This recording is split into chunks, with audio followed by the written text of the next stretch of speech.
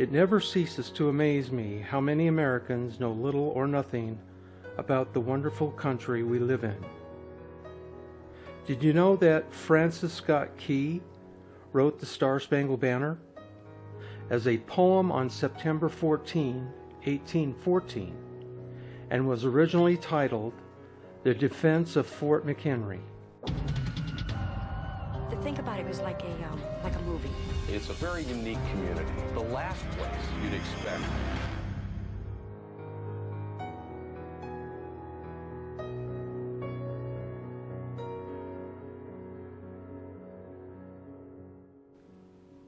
Key was a prisoner aboard a British ship in Baltimore Harbor during the War of 1812.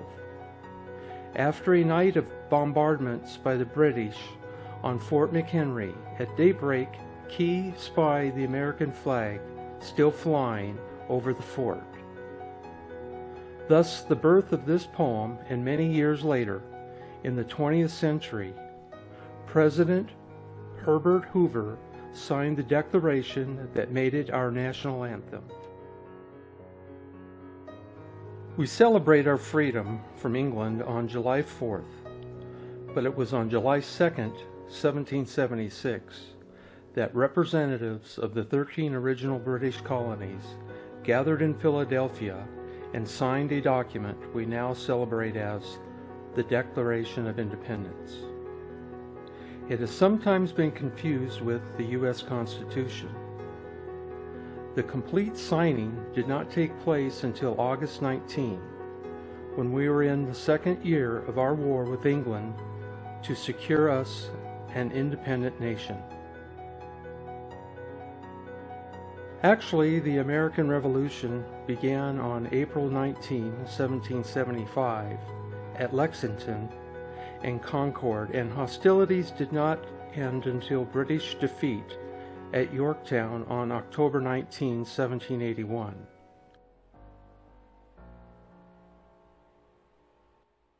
The war did not officially end, however, until the Treaty of Paris on November 30th, 1782.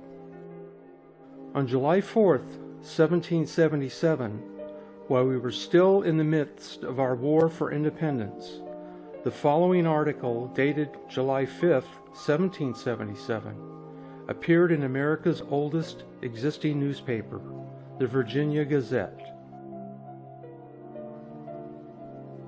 It reads, "Yesterday, the 4th of July, being the anniversary of the independence of the United States of America, was celebrated in this city with demonstration of joy and festivity.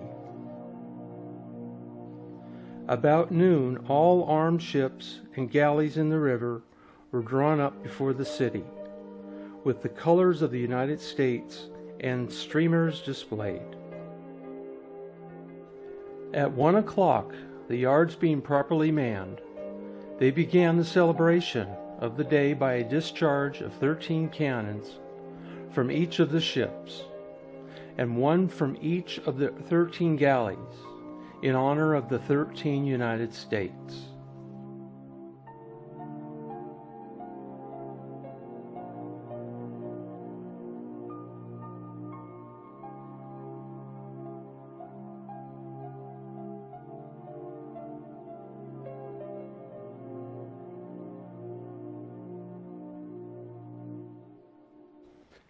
And then there was what has become known as the Fiasco of July 4th, 1777.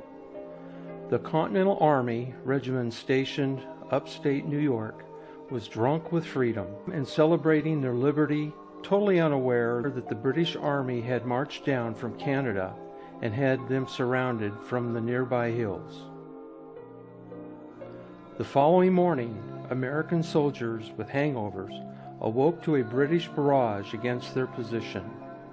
The commanding general ordered an evacuation with the coming of night.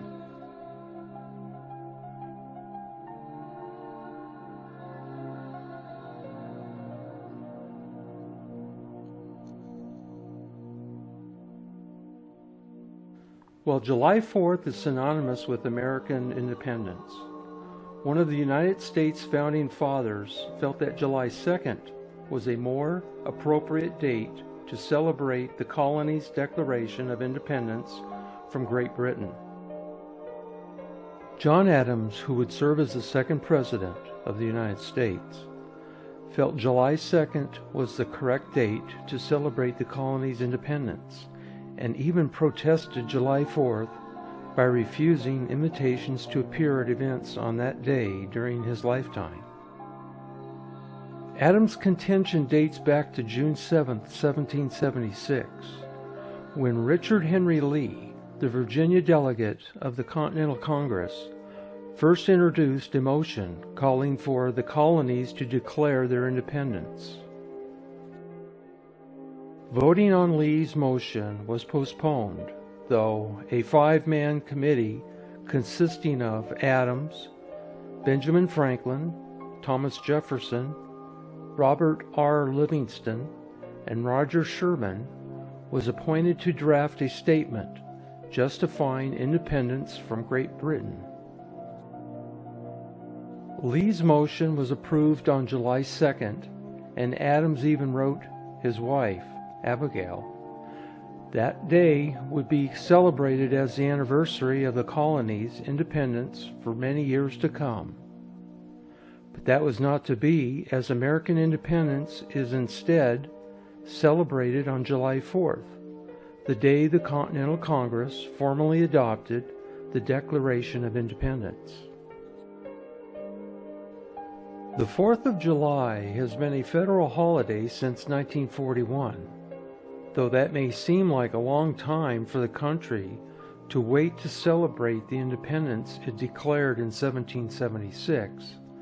The tradition of the 4th of July, often referred to as Independence Day, dates back to the dawn of the American Revolution and the adoption of the Declaration of Independence on July 4th, 1776. Since then, July 4th has been recognized as the dawn of American independence, and celebrations that included fireworks and parades can be traced back to the 18th century.